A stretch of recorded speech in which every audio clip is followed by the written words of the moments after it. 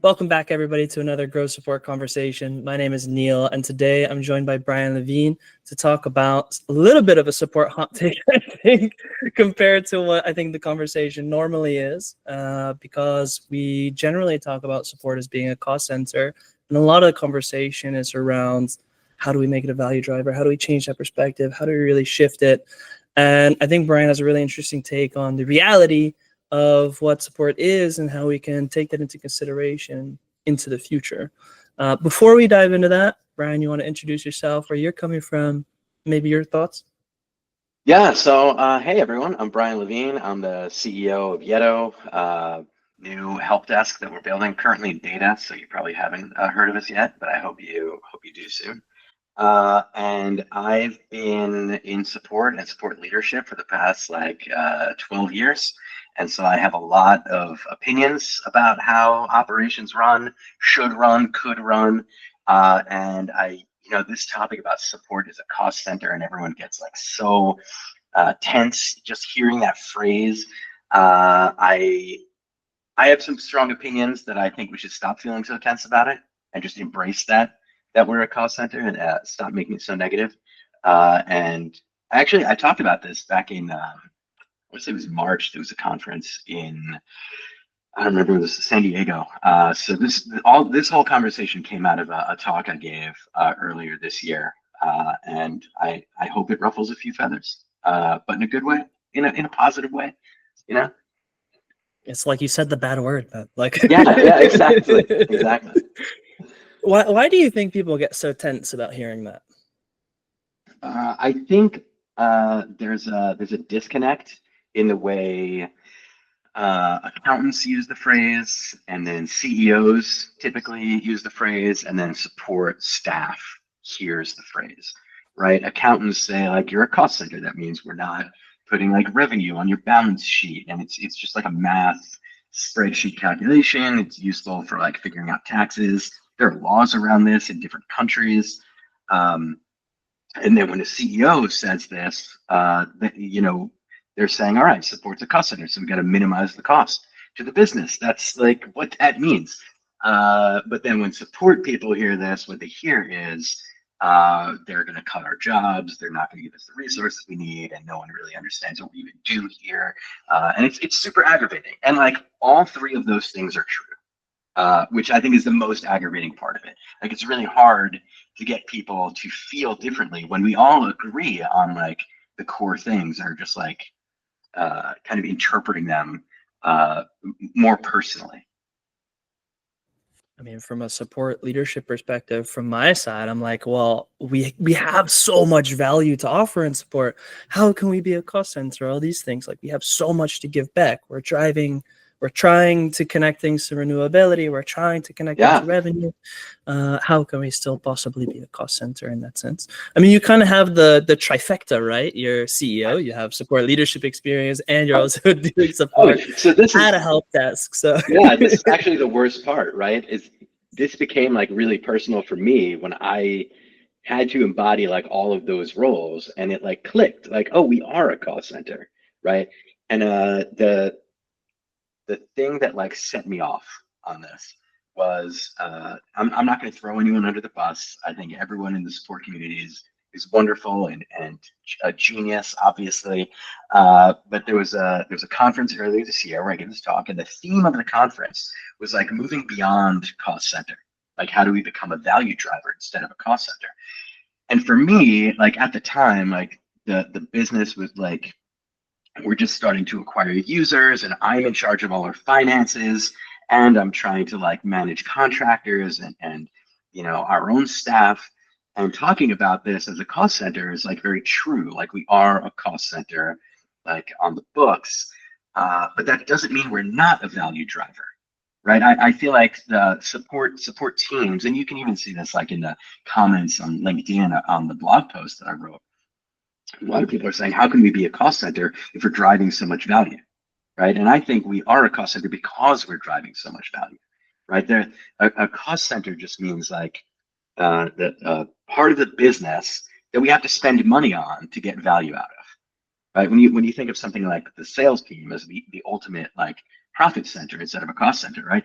They literally bring in the money. Like you can tell each person has a quota, and this is how much money they bring in, and that's not true for a lot of other parts of the business. And I like to use as like a counter example. I like to think of like HR, right? HR is a cost center, but we don't mind spending money on HR because that brings in like like we can boost morale. We can, the recruiting team is a cost center and they bring in good staff. The example I love to point to is like an internal operations team.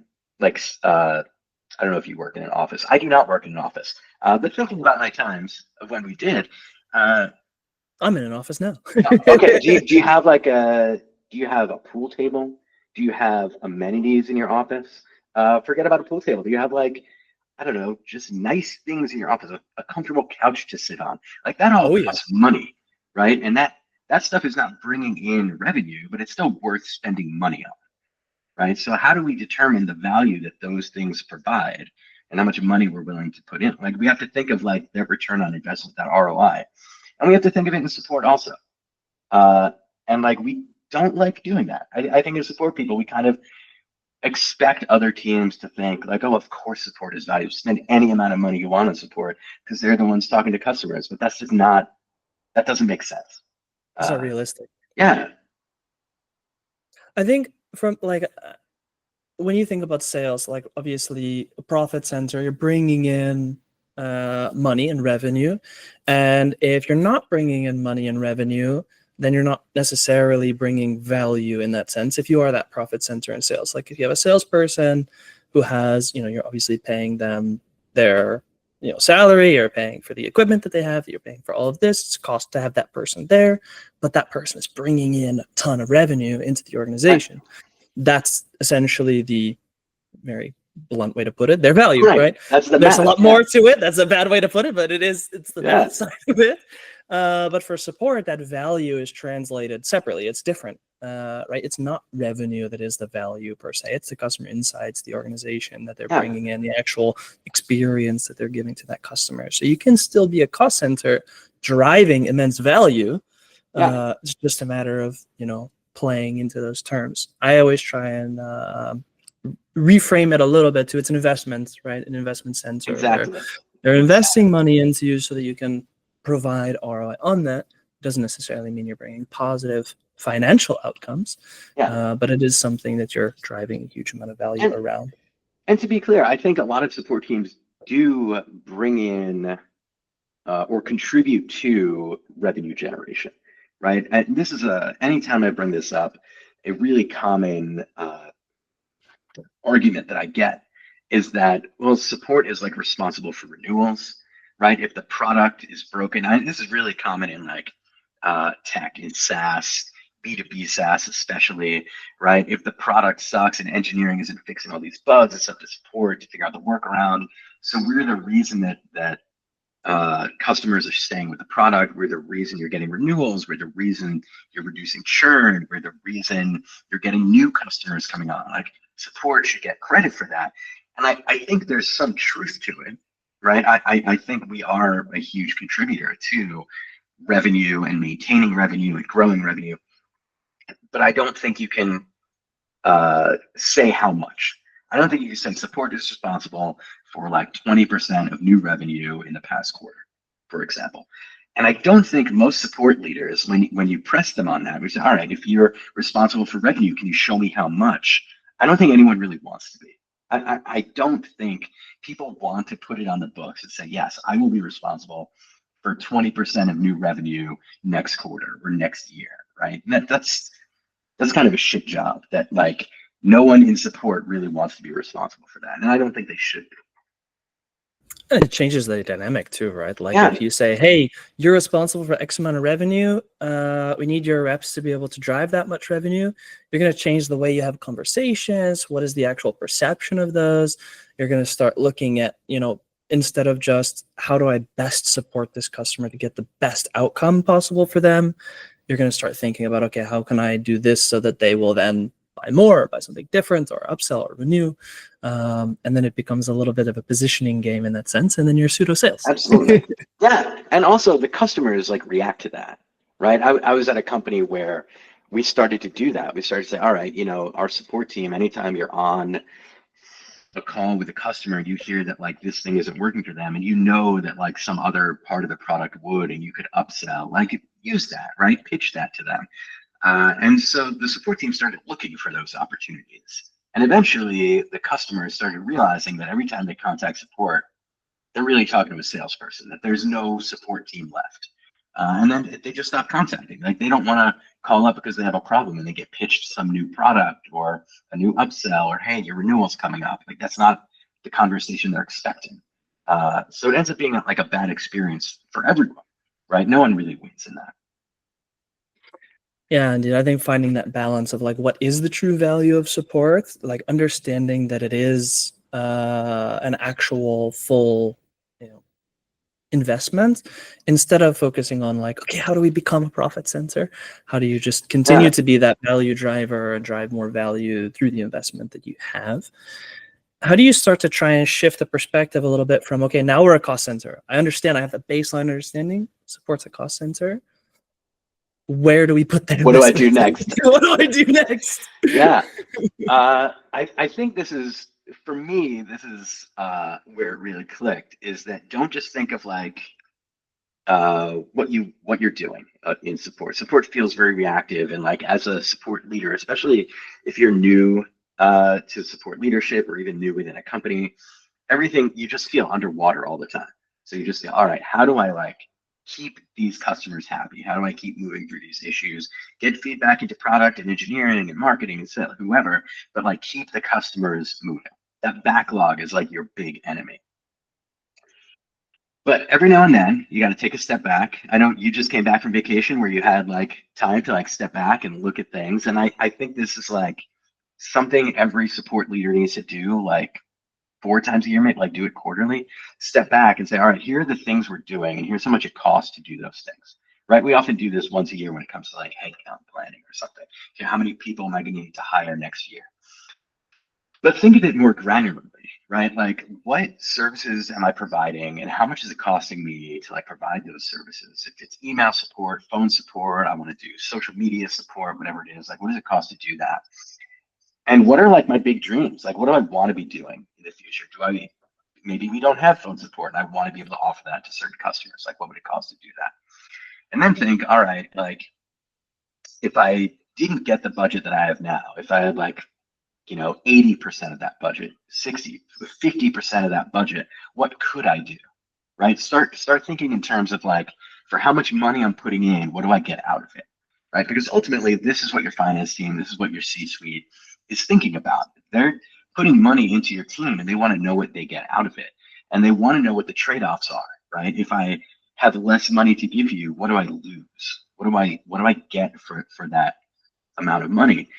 And if you're asking for more money, like what do I get in return for that? Like if I double your budget, am I going to double the services that you provide, which then doubles like the renewal rate or doubles like upsells or something? Like put some amount of clarity on what the ROI is for the budget that you're requesting before you even think about requesting a budget, right? Maybe you do budgeting once a year. You should do this like every couple of months. Think through like what you want to do and what it costs and what the company gets out of it. And ultimately, like I'm going to start rambling here because I get really passionate about this one. You shouldn't do this in a vacuum either, right? You should be talking to like the leaders of the other teams, right? Who are your peers who are doing this in engineering? Because engineering is the same problem, right? They've got a bunch of money, and if they have to save money, like what projects end up getting cut? They don't have someone to work on like new features or old bugs. This is why bugs end up going missing, right? We're not working on bugs because we don't have the budget to like staff up the size team that we're requesting. So talk to the engineering and product teams about where you can balance everyone's budget kind of together. And I think, this is my presumption, and I'm going to get a lot of flack for this, I think. In my opinion, a lot of support leaders are kind of to blame. Like we're the ones to blame for the stigma of support is a cost center, because it's our job to talk to the CEO and the CFO and the other teams and make it clear what support's investment is getting the company. And if we're not clear about that, then the CEO just feels like they're dumping money into a pit and they can't see what they're getting out of it. It's not the CEO's job to find all that information and make it clear what that investment is. It's our job. And I think we're not great at that. You're gonna get so much flack for that. I hope so. I hope so. I mean, I also was not great at that for many years. I'm not going to say that like I'm No. amazing at this, right?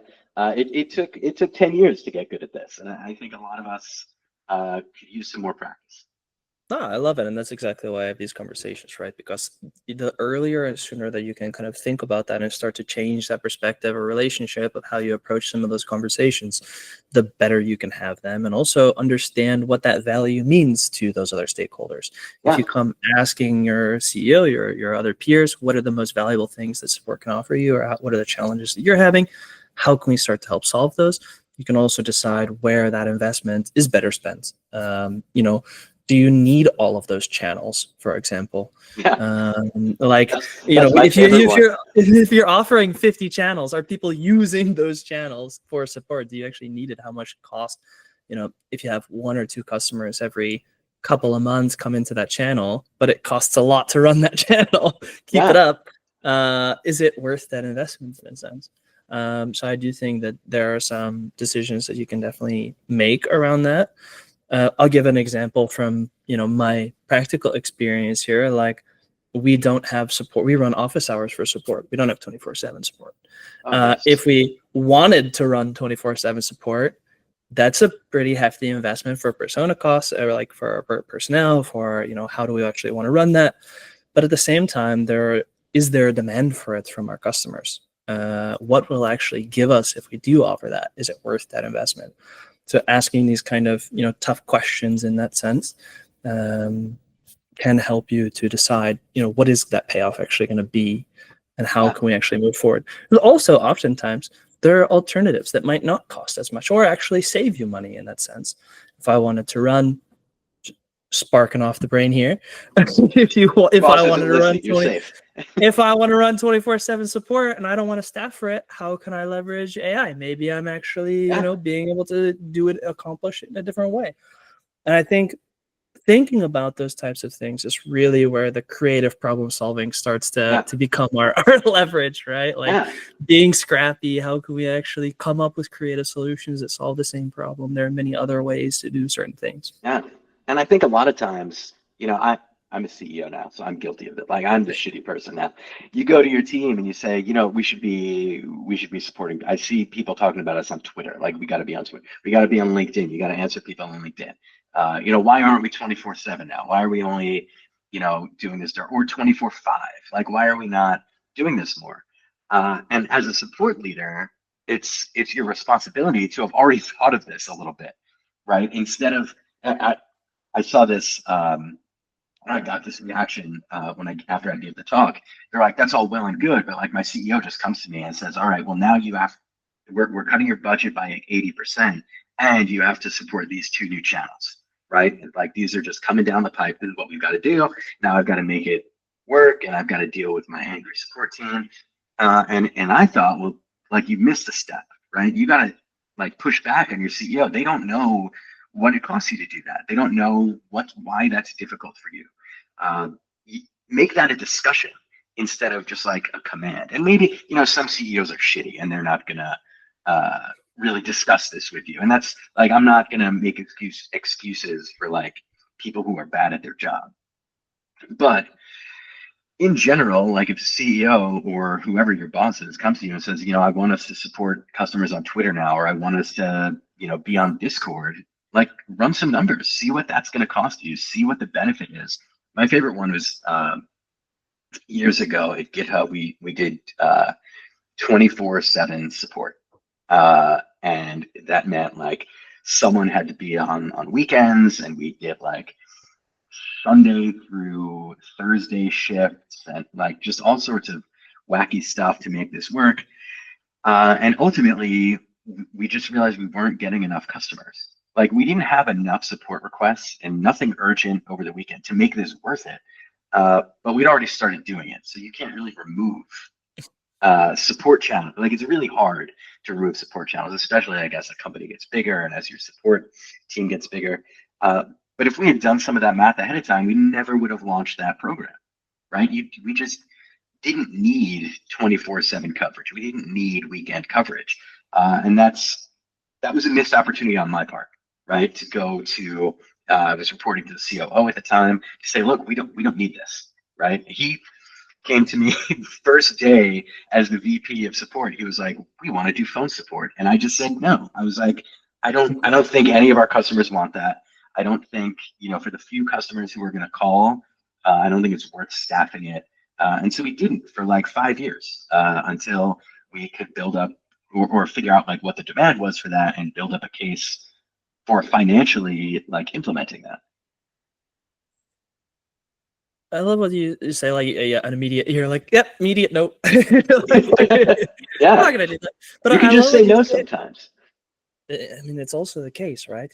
You're being a support leader in that sense and having, the responsibility to make the best decisions for your customers and the business and your teams as well. I think when you staff 24/7 like that, and you're like, all right, we're just going to do it.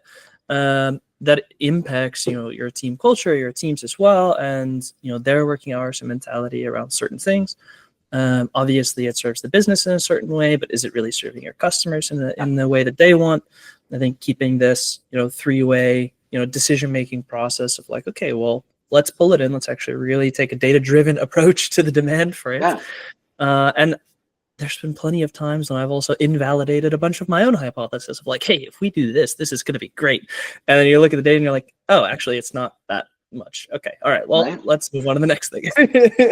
Yeah, and sometimes you invalidate things that like you didn't want to do. You find out like it actually like is to the customer's benefit or to the business's benefit, right? I didn't want to roll out phone support, but like 5 years later, we did have enough like large enterprise businesses who wanted a phone number who were just like, I may never call this number, but like I want to have someone on the line. So we set up like a small team and we made the big enterprise companies pay for premium support, which covered the cost of all that staffing. And like we made a profit on that, right? This profit went to the sales team because we are not a profit center, we are a cost center. And the investment was like we're going to staff this up, and they're going to be in charge of responding to phone calls from these select customers. And when they're not answering phone calls, they'll be in the queue. And like this didn't destroy anyone. This didn't kill team morale. We were able to like make a reasonable case for it for doing a thing that I didn't want to do. Like ultimately, I would have vetoed it if I could, but like the numbers said it was the right thing to do. Yeah, I think you got to look at it objectively, right? Yeah, a little bit, unfortunately. That raises an interesting one because you mentioned like we made a profit out of it, but that profit went to sales because support's a cost center. This we had this discussion in the comments on your LinkedIn post as well, and I think the first article, like, what if you do charge for premium support? Yeah. In that sense, aren't you turning support into a profit center? And your initial reaction was, well, no, because sales sells it, support just does it. Yeah. Can you give a little bit of context on that and why you think there? Yeah, I think it's easy to see that distinction when it's software or hardware, right? The engineering team is making a product that the sales team is selling, or it's self-serve online, right? And like no one person gets credit for the sale. But as soon as the thing you're selling is a service, it gets very complicated, right? It's hard to see if I'm providing support to these customers. It's hard to see how I'm not getting credit for that revenue because I'm the one doing it. But on paper, like that service doesn't need to be the profit itself, right? That service is the thing that the business is providing. The sales team is selling that thing. I don't know. It's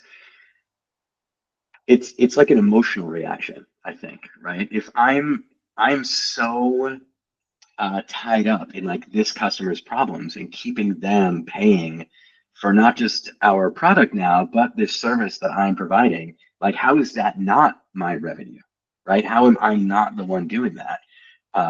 But it was a subscription service. I can't even talk today. It was a subscription service, and like the sales team was the one talking to the customer and pitching this to them and explaining to them what the benefit of that was going to be.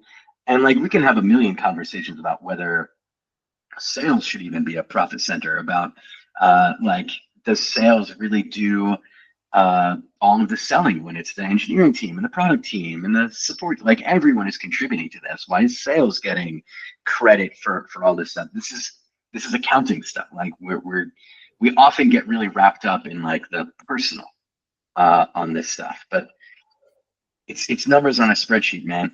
Like you don't have to get credit for it. It's not gonna hurt you. I love that. And I think what you say, like, it's everybody has their part in it. And I think that's one thing, we can dive into the weeds of all the details and the math and all this stuff. But at the end of the day, I would hope that the company culture that you create, or the culture within your departments or your leadership, is that you're all working towards the same objective. How you get there and what you do and who gets credit for what on that level of detail.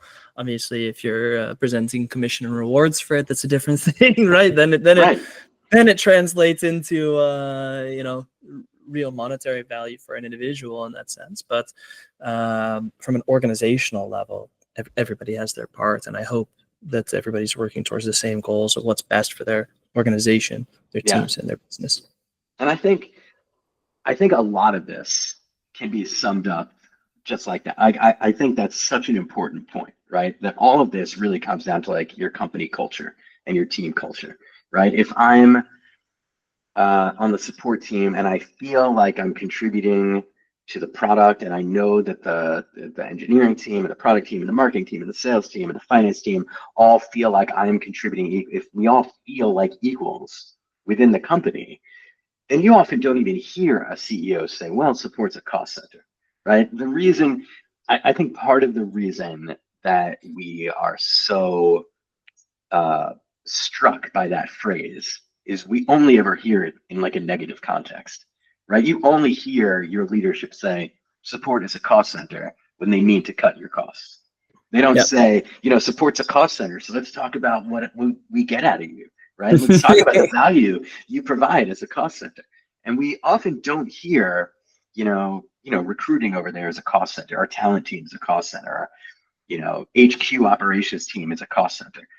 And maybe they're saying that, right? But we don't hear it. We only hear it when they're talking about us and when they're talking about it negatively. So I think if you have like a really healthy and cooperative, I know everyone likes to say collaboration and collaborative, but I'm going to say cooperative here. I think if you have a very cooperative team culture across your company and everyone really feels like equals, then you don't really run into these problems as much.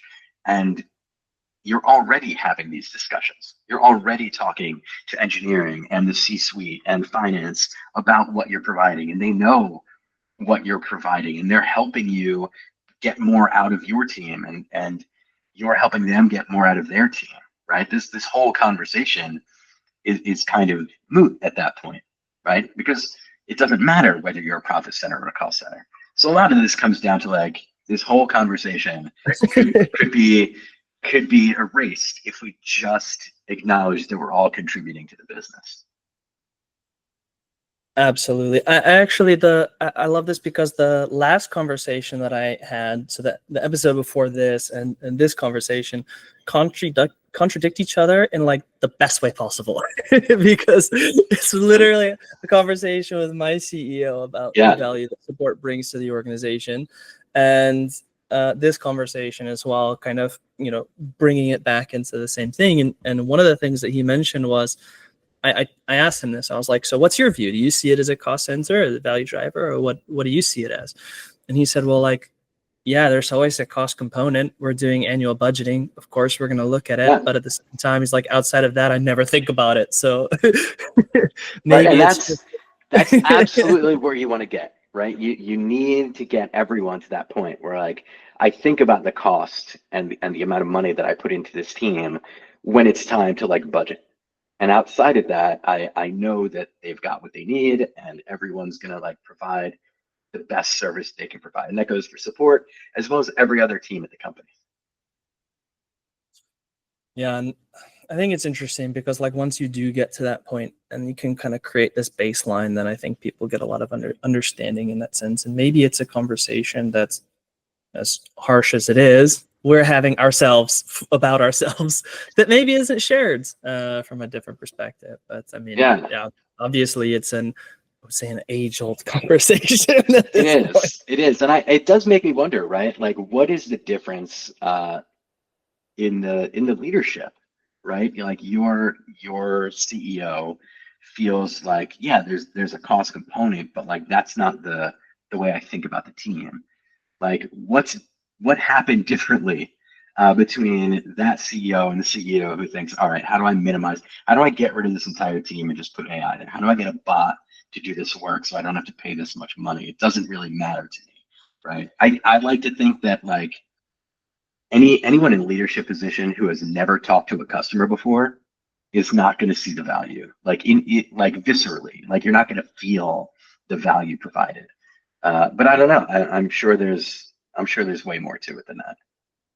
Yeah, I'm absolutely sure. But I do think that's probably a good place to leave people thinking and just say like, where do you go from here? And maybe it is about, summing it up, making sure that there is a well spent investment and it's not that you're having floating costs everywhere in that sense that are making it seem much more expensive than it needs to be. Thinking about, at the end of the day, everybody's working towards the same goal Yeah. and contributing to the organization. And how do you build that culture in a sense? Yeah. How do you build that culture? How do you keep this in the back of your mind, like as you go, like day to day, right? You're in the weeds so often. Like, how do you take a step back every now and then and think about like the value you provide to the business and to other teams at your company? Yeah. Indeed. Thank you so much. I really appreciate it. I do have one last question for you, Yeah. which would be, throughout your career, you've now started your own organization. You've now gone through, obviously, years of experience, not just professionally in that sense, but just in general. Is there Just say I'm something? old, Neil. Just say I'm old. It's fine. No. Is there one thing that you've learned throughout your career that you really stick to today? Uh, Man, yeah, as much as I love spreadsheets and numbers, and this whole conversation has been about like balancing spreadsheets, ultimately, like I'm an engineer by training and at heart. But the thing I've learned through the past, 12 years of doing this professionally is that the people are like the key to success at this. And no matter how well you balance those numbers on a spreadsheet, if you don't see everyone on your team and everyone on everyone else's team as like a person with their own like opinions and feelings about all of this and their own motivations for doing things, then you're never going to succeed here, right? Approach everything as like a people first problem. I love that. I think the very first vent that I ever had in support driven was that you don't treat people like metrics in that sense.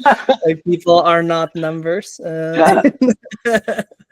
I love that, and I really appreciate you sharing your thoughts and your context on the things that you're thinking about and talking about there as well. And I hope that people can take some takeaways from this and think about how they approach this kind of conversation and situation in the future. I would say if you do want to see those posts that we talked about for the people listening, check out the Yetto newsletter. There's a monthly newsletter there as well, and the blog where Ryan's written some articles around this. There's a part 1 and a part 2 explaining some different things, and the conversation is going. If people want to connect with you, is there a place that they can best connect with you? Find me on LinkedIn. I'm always on LinkedIn. If you disagree with anything I'm saying here or just want to yell at me, that's really the place to do it. Do it publicly. I love it. Well, perfect. Thank you so much. I appreciate it. Yeah, thanks for having me. This is great.